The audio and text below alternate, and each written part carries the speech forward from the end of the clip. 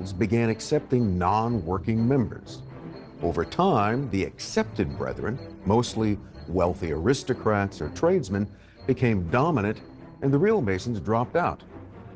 The problem with this scenario is that no one can really say how, when, or why it happened. Why would rich guys want to pretend to be common workmen? And why would guilds admit a bunch of dilettantes? Freemasonry also has been called a course of moral instruction aimed at building character and making better men out of good men, i.e., a course in self-improvement. This sounds similar to the late 18th century Bavarian Illuminati's objective to make men free and happy by making them good. It's even reminiscent of the mystical notion that man is God in the making. According to the American esoteric scholar and 33rd degree Mason, Manly P. Hall, Freemasonry is a fraternity within a fraternity, an outer organization concealing an inner brotherhood of the elect. That certainly sounds a little Illuminati-ish. Hall adds that the visible society is a splendid camaraderie of free and accepted men, enjoined to devote themselves to ethical, educational, fraternal, patriotic, and humanitarian concerns. The invisible society is a secret and most august fraternity whose members are dedicated to the service of a mysterious arcanum arcanorum, the secret of secrets. Was that the same secret of secrets that alchemists sought?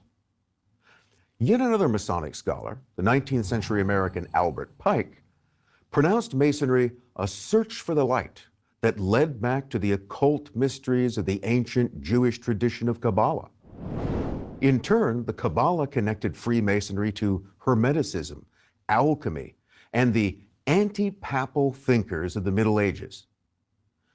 Did he include among those anti-papal thinkers the notorious Knights Templar and the heretical Cathars?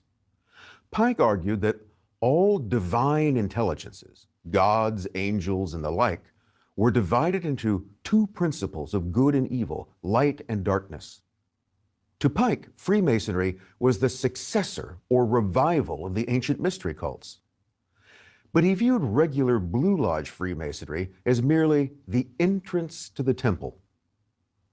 Pike's esoteric ideas weren't intended for ordinary Masons. Most brethren are probably unaware of them. Indeed, nothing in his book, Morals and Dogma, was sacramental or obligatory. It was merely Pike's learned opinion.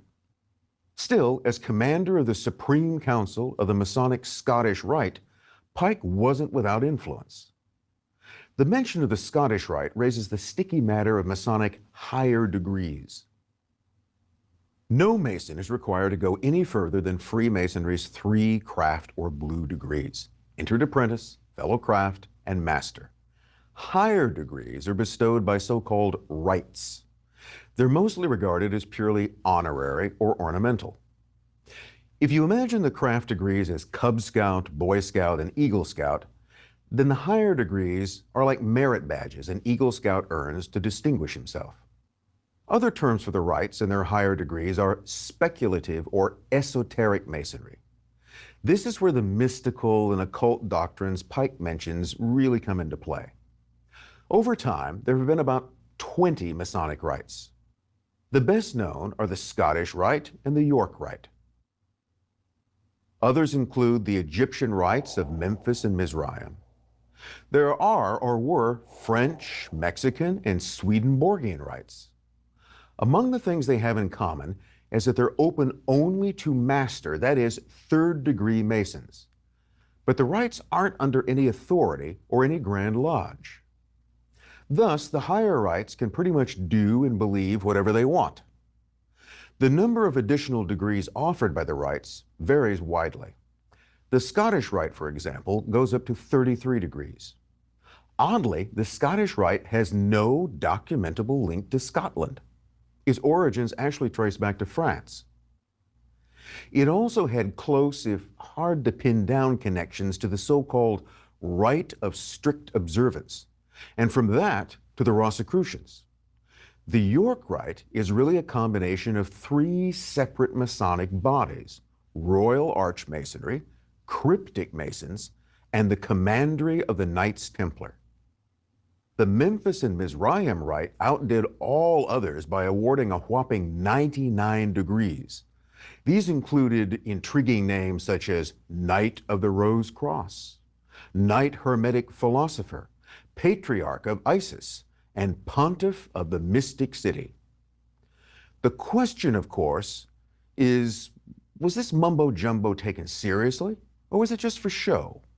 The answer, certainly, is that it all depended on the initiate. The history of modern Freemasonry begins in 1717 in London. It started with the creation of the Grand Lodge of England.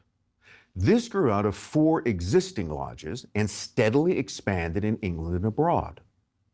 By 1800, more than 300 affiliated lodges existed in England alone. Separate Grand Lodges appeared in Ireland and Scotland. A franchise was born. But in the 1730s, the Grand Lodge was hit with schism.